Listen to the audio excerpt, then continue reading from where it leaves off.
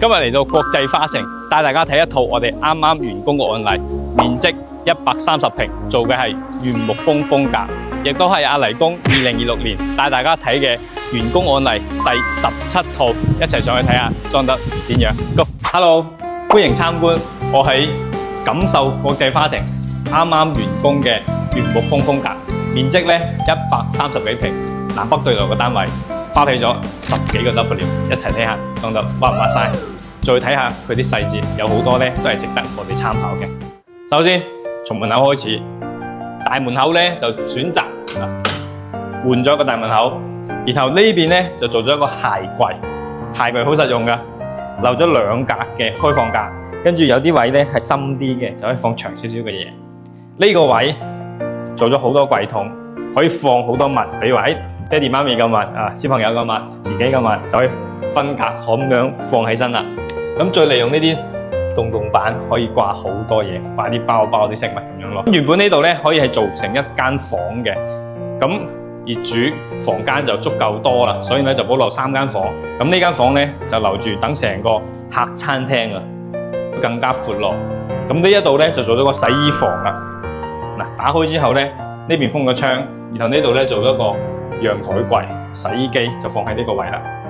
咁一關埋道門，就係一個洗衫房喺度啦。廚房咧就做咗開放式嘅廚房，炒菜、切菜、洗菜、電飯煲、操作台面，再連住一個冰箱到餐邊櫃，又實用又好睇。跟住餐邊櫃全部做晒呢啲大嘅櫃桶，可以放好多嘢㗎。地面咧有冇見到？全部用嘅係20乘1.2米嘅木紋磚通鋪，天花就做咗呢種見光不見燈嘅效果。更加哇塞嘅地方嚟啦，就係電視牆，唔做傳統嘅電視牆，直接就咁樣做一個帶收納功能嘅一個大嘅電視櫃，將所有屋企呢啲嘢全部可以放晒入去。比如話掃地機器人嘅地方啦，然後呢啲可以大件嘢嘅地方啦，可以放喺入邊啦，可以放好多嘢。咁更加細節嘅地方嚟啦，就係呢個位。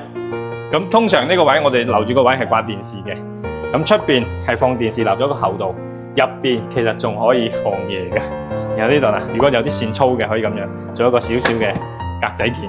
下邊將啲路由器啊、開關插座啊，全部可以收入去。呢種咧就好實用咯。如果比起傳統咁樣做幾千蚊嗰個硬板啊，啲電視牆，倒不如做個櫃更加實際啦。客餐廳係咁樣，咁我哋睇睇房間。呢間房咧係俾2個小朋友住嘅，咁就做咗呢種，上邊係床，下邊咧就係衣帽間。嗱，平時我哋可以行樓梯上去，2張床兩邊瞓，小朋友好中意嘅。咁櫃桶咧全部都可以儲物㗎，嗱，全部可以放嘢。咁你睇呢個櫃啦，嗱，打開入邊咧可以放好多嘢㗎，即係啲行李箱啊、儲物嘅嘢啊，全部都有㗎。跟住呢個位咧就係衣櫃啦，相當於呢種設計咧就慳空間之餘，又有衣櫃，又有一個大嘅儲物間，又有床喎，相當於係花1張床嘅錢可以擁有到3個功能。然後再到呢邊啦，呢邊咧就係做一間客房嘅。呢個位就係一張梳化床，平時都可以打開。然後呢度做一個衣櫃，衣櫃全部係掛衫嘅多。呢度做櫃桶，然後呢度一樣，連衣櫃都要做呢啲洞板啊，平時可以掛嘢，掛好多嘢。再睇一個洗手間，原本呢個戶型咧係有2個洗手間嘅，咁業主咧覺得太細啦，直接將2個打通成一個啊！哇塞，幾舒服幾大啊！呢度咧馬桶，然後呢個位沖涼幾闊落，再配一個大嘅鏡櫃，2個細廁所變成一個大廁所，黎公都比較佩服咁樣嘅設計，好睇又好用。再睇翻呢間房啦，呢間房因為飄窗，我哋打咗之後咧係有一個好細嘅級位嘅，就會變成咗一個休閒飄窗咁樣咯。擺張咁樣嘅休閒梳化喺度坐住，欣賞下出邊啲景觀。咁同樣啦，房間就唔做複雜嘅設計啦，唔做石膏線，亦都唔天花吊頂，就咁樣保持直角。然後呢啲位就做晒櫃啦。